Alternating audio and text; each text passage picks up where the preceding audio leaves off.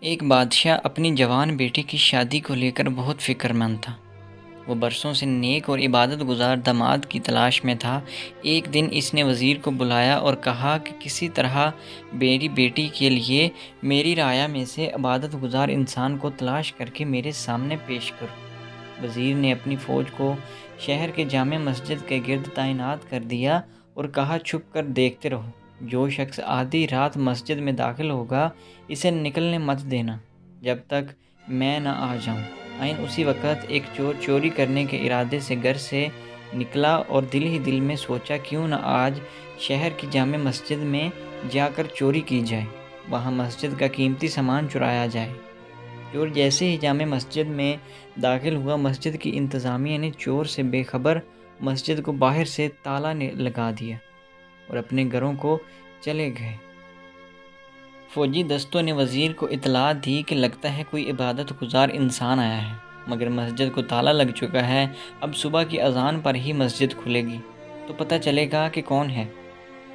وزیر جلدی سے پہنچا اور صبح کی اذان کا شدت سے انتظار کرنے لگا تاکہ اندر موجود نیک انسان کو بادشاہ کے سامنے حاضر کیا جا سکے۔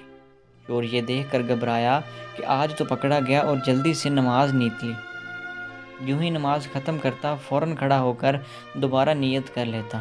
وزیر کو اس کی عبادت گزاری پر یقین آ گیا۔ جو ہی نماز ختم کی، فوجی دستے نے اس چور کو پکڑا اور بادشاہ کے سامنے پیش کیا۔ وزیر نے کہا، بادشاہ سلامت، یہ ہے آپ کا مطلوبہ شخص، اسے مسجد سے گرفتار کیا گیا ہے، رات بھر مسجد میں ہی عبادت کرتا رہا۔ چور کی حالت غیر ہو رہی تھی۔ بادشاہ چور سے مخاطب ہو کر کہنے لگا، کیا خیال ہے اگر میں اپنی بیٹی کی شادی تمہارے ساتھ کر دوں، تمہیں اپنی سلطنت کا ولی عہدہ دار قرار دوں؟ کیا تمہیں منظور ہے؟ چور ہکا بکا ہو کر دیکھنے لگا، ڈرتے ڈرتے پوچھا، عالیجا، یہ کرم نوازی کس خاطر؟ بادشاہ نے کہا، تم عبادت گزار ہو، رات بھر مسجد میں صبح اذان ہونے سے باہر آئے۔ چور دل ہی دل میں سوچنے لگا، اے اللہ، میں چوری کی نیت سے ہی صحیح مگر تیرے گھر گیا، دکھلاوے کی نیت سے نماز ادا کی اور بدلے میں تو نے دنیا میرے قدموں میں ڈال دی۔ اگر میں سچ مچ عبادت گزار ہوتا اور راتوں کو تہجد پڑھا کرتا تو پھر تیرے انعام کیا ہوتے؟ وہیں کھڑے کھڑے نادم ہو کر تائب ہوا۔